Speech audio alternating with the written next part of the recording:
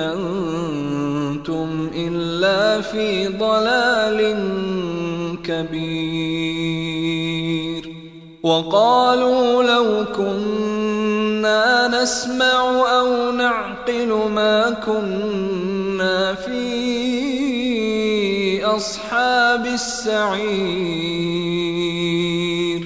فاعترفوا بذنبهم فسحقا لأصحاب السعير.